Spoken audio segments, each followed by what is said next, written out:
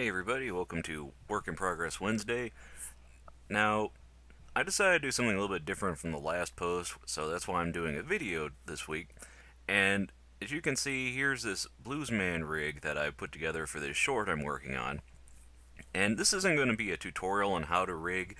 I'll link a few of those for you in the blog post, so be sure to check that out.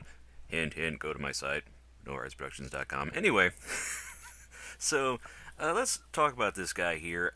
I I haven't really done much cutout animation, so this was to test out a rig and get used to working with one. And I've still got a ways to go with making this guy correct because I've built him about 4 or 5 times. Let me just stop this cycle here real quick.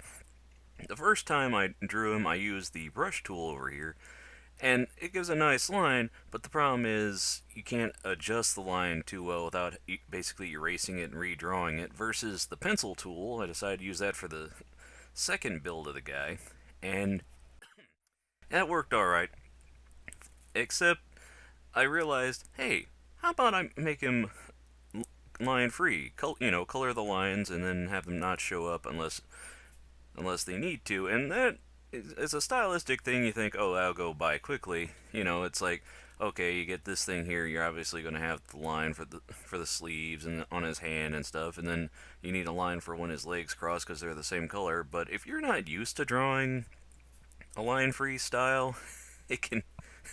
You realize after a while, it's like I'm still adding lines where I don't need them. Like I had issues with this collar where obviously where it overlaps over here, you're going to want to put a line. But then over here, it's like, well, obviously not, but where do you cut off, like, this line? Do you cut it off here? So it's all kinds of little artistic decisions, and then there's the technical decisions, like with his nose. You'll see right here when it overlaps part of his face, because the nose itself is just a little free floating bean here. But you notice when it overlaps his face, you see the outline. But when that's just a color card. It's a little bit better than the empty gray. But you'll see that it has an outline, but the question was when I decided to make these outlines dynamic, which is a lot easier than just adding them as the animation moves. When I decided to do that, it's okay, well, do I just flood this color and make it the same color as the fill of his nose when it's not round? Or do I do like this sharp edge that I've got here, where the line appears on the face, but you don't see it when it's not there? And that's kind of open to interpretation stylistically and also how close you're going to be, because if he's like at this size and you hit, let's go from OpenGL mode to render, you're not going to see too much of a difference. It's only a couple pixels. But if you're zoomed in real close to it, it's negligible here, but for some things you really notice it. And it can add a nice effect. Like, there's still a few things I need to work on, like the placement of his feet. I'm probably going to erase all those key drawings and redo this one, make it a little bit simpler, because what happened is this little cuff for his pant leg, I had that on the same drawing element as his foot, but then I had it on a separate layer inside that element, and then I realized, no, this needs to move separately a little bit, and when you do a little bit, things do a lot. Something else I had issue with is like this little line inside of his knee and exiting his kneecap here. I had to move that in the same drawing element, because this line here, you notice the line of his leg when it goes over the other leg, it turns darker, otherwise you don't see it. And I had to, since that's not a different thing, this is all on top of the leg, I had to put this on top of in another layer, which got a little confusing when you have to pull out this thing and say, okay, recolor all the outline except this bit and leave that the same. And it's all right. It functions. This is, like I said, this is like the third build. I still don't know what's going on with that. Let's go to render real quick, see if that shows. Not really. See, it's negligible. That's the thing about aliasing and everything. You don't. It's negligible of how well you're gonna see it, and I built this character because I wanted to be able to like zoom in from like here and zoom be able to zoom out with the camera, and I don't want to see any of that. So it's still an ongoing process. But yeah, he's just right now. I just tested him walking in this loop here. So forgiving the feet, and obviously he's only, every drawing's only just one drawing. Like I'm gonna change his expression a little bit, and I'm gonna make the shoes bend a little bit with his steps so it looks a little less mechanical.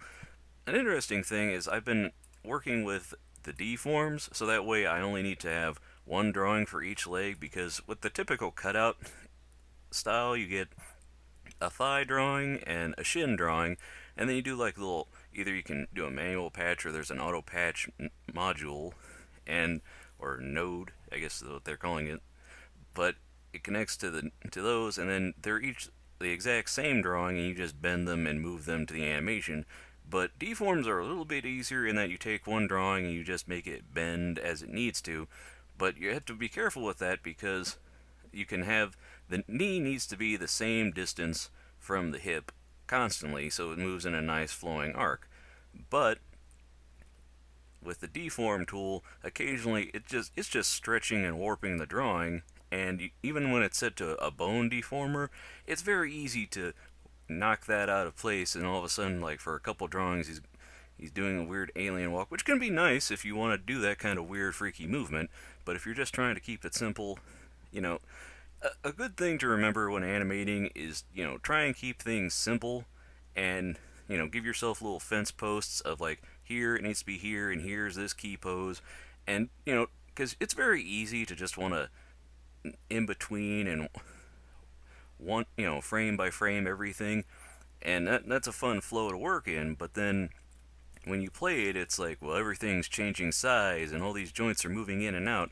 And if you limit the amount of keyframes you give yourself and amount of likelihood you're going to mess up, because like these feet, I had to simplify it because for a while I went in and I tweaked every little frame, and then I realized, oh, his foot's kicking back and forth because this one's just slightly over a little bit and this one's over here, and you get this weird shake, which can be a good thing because I was doing another animation where I had a character reaching out with his arm and he was stretching it and straining it, and I wanted to get that shake. And there's a technique to get a shake by adding like fill frames randomly to the thing, and it causes a jitter, but it was way too extreme, and it like things just disappeared.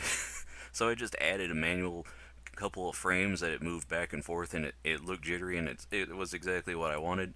So I'm going to be tweaking this guy, and I've got another rig I'm going to be showing you next week where I still need to add the pegs to him right now, but he I added deforms because this guy he's got deforms on his legs and he's got deforms on his arms to add a slight sway to the motion, but he's also got a deform on his torso so he can move in and out a little bit as well as up and down.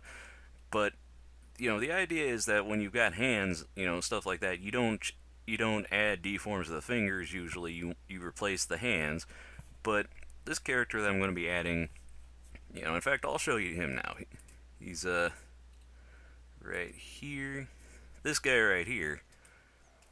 He's got these long hands, and I've put deforms all over this guy. He's got his arms have curved deformers. You know, he's going to have deformers on his fingers. I mean, I'm going to swap the drawings out because that's just going to be tedious to animate every finger moving in and out. And at some points, he's not going to, he's going to require a lot of different, like, frame by frame animation. I want to have him, like, melting and doing all kinds of weird shape motions. And also, I'm not too crazy about this drawing. It's not exactly on model. I've got a model sheet I've been drawing of the guy, and he had some really nice drawings. And this is just kind of to get the figure placed so I can start building a rig for him. So, yeah, these guys are going to be interesting. So, that's why I've got this week. I'd like to thank everybody for tuning in, and remember to check out my blog for links on how to rig characters, because I don't recommend people do this. In fact, let's just take a look real quick at this guy in the network. See, he's in his own little group, and then boom, we've got this mess. And you can see he's got the deformations on his legs. There's the cuff of the pants. Here's the color override for that dynamic line, because you have to cut out the lines when they interact with colors of the same color. Like the different legs need to cut out from the other legs so that the lines show up. But then for some it gets a little crazy. Like, okay, so do those lines show up if it's overlaying something of a similar color or a non-similar? Well, sometimes you need it to define what a thing is. It's a big stylistic choice, and technically it gets kind of confusing. I should really rename each of these things too for specifically what they are. Like right now, this is a cutter, you know, module, but it needs should really label some of these. Like on the other guy, I label like the composition because with his hand, I had to do this for each finger. So I had like pinky composition, hand base composition, thumb base, and it gets, and this is just like a group. There's I have a group for like his face and stuff. This gets complicated. So I don't recommend doing it quite like I did. This is one of my first cutout rigs, and I watched a lot of tutorials, and then I got kind of spunky. I thought I'd try and build it. So I don't recommend doing it this way, but I'm using this as a learning experience for making the short, and then hopefully more in the series. So I'd like to tell everybody, check out my website, nowritesproductions.com. I'll be posting this on the Work in Progress Wednesday, and you'll see more videos and hopefully some links to, on that blog post, you'll see links to some tutorials that I used to study this. So thanks everybody. I'll see you all on the other side.